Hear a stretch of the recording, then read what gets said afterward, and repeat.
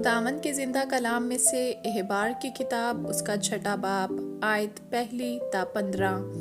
پھر خداوند نے موسیٰ سے کہا، اگر کسی سے یہ خطا ہو کہ وہ خداوند کا قصور کرے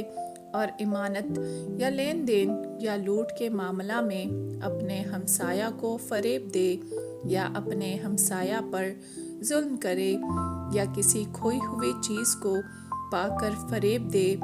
اور جھوٹی قسم بھی کھا لے، بس ان میں سے خواہ کوئی بات ہو جس میں کسی شخص سے خطا ہو گئی ہے،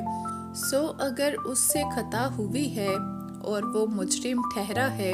تو جو چیز اس نے لوٹی یا جو چیز اس نے ظلم کر کے چھینی یا جو چیز اس کے پاس امانت تھی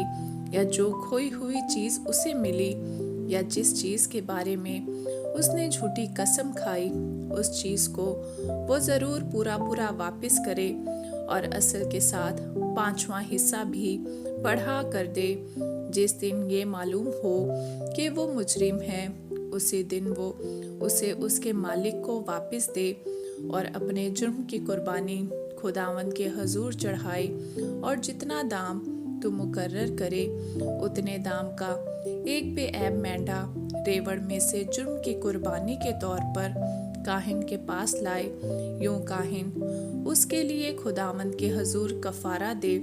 تو جس کام کو کر کے وہ مجرم ٹھہرا ہے اس کی اسے معافی ملے گی۔ پھر خداوند نے موسیٰ سے کہا، ہارون اور اس کے بیٹوں کو یوں حکم دے کہ سوختنی قربانی کے بارے میں شرع یہ ہے کہ سوختنی قربانی مذبح کے اوپر آتش دان پر تمام رات صبح تک رہے اور مذبح کی آگ اس پر جلتی رہے، اور کاہن اپنا کتان کا لباس پہنے اور کتان کے پاجامے کو اپنے تن پر ڈالے، اور آگ نے جو سوختنی قربانی کو مذبح پر بھسم کر کے راکھ کر دیا ہے، اس راکھ کو اٹھا کر اسے مذبح کی ایک طرف رکھے۔ پھر وہ اپنے لباس کو اتار کر دوسرے کپڑے پہنے اور اس راکھ کو اٹھا کر لشکرگاہ کے باہر کسی صاف جگہ میں لے جائے، اور مذبح پر آگ جلتی رہے اور کبھی بجھنے نہ پائے، اور کاہن ہر صبح کو اس پر لکڑیاں جلا کر سوختنی قربانی کو اس کے اوپر چن دے، اور سلامتی کے ذبیحوں کی چربی کو اس کے اوپر جلایا کرے۔ مذبح پر آگ ہمیشہ جلتی رکھی جائے، وہ کبھی بجھنے نہ پائے۔ اور نذر کی قربانی کے بارے میں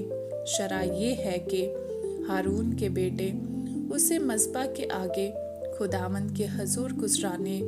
اور وہ نذر کی قربانی میں سے اپنی مٹھی بھر اس طرح نکالیں کہ اس میں تھوڑا سا میدا اور کچھ تیل جو اس میں پڑا ہوگا،